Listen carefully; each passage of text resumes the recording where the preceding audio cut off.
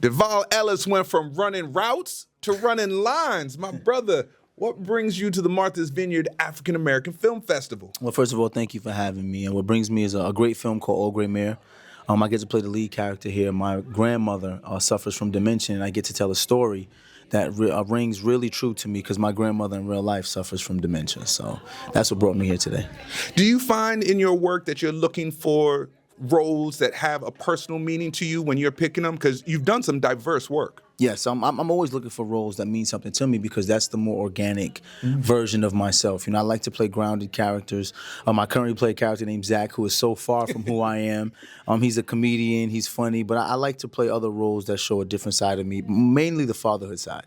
Okay, so you got to tell our audience how you go from professional athlete, Detroit Lions, all right, Hofstra University. I did my homework. Okay, you know, see. athletes I recognize see. athletes, Yes, sir. as you know. Yes, sir. Mine was a different vintage. Yes. But how do you go from doing that to reading scripts and being in front of a camera? The truth of the matter is I always wanted to be an artist. You know, I grew up in Brooklyn, and during that time in the 90s, being an artist wasn't something that black men were allowed to do. You were either an athlete or a rapper.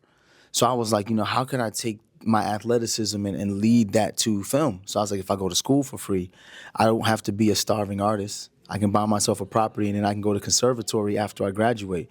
And it just so happened that I played in the NFL 4 years, but once I retired, I went right to conservatory and started on my dream of being an artist. And I didn't have to starve because I used the NFL as my foundation financially.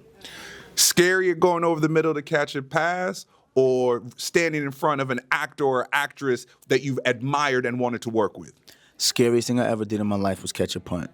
Really? And ever since I had to catch a punt in the NFL, I've never been afraid of anything in my life. I'll stand across from anybody. But when you have 10 guys that weigh over 250 pounds, that can run on average 4.5, running down on you, looking to kill you, nothing else can make you scared. Could you say something to a young actor or actress that sees where you're sitting, sees your accomplishments, and says, I want that for myself one day? What advice would you give them? The biggest advice I would tell them is that where you are now is not going to define where your future is. Right? There's a journey, and you have to fall in love with the process first before you fall in love with the fame of being whatever it is you think you want to be.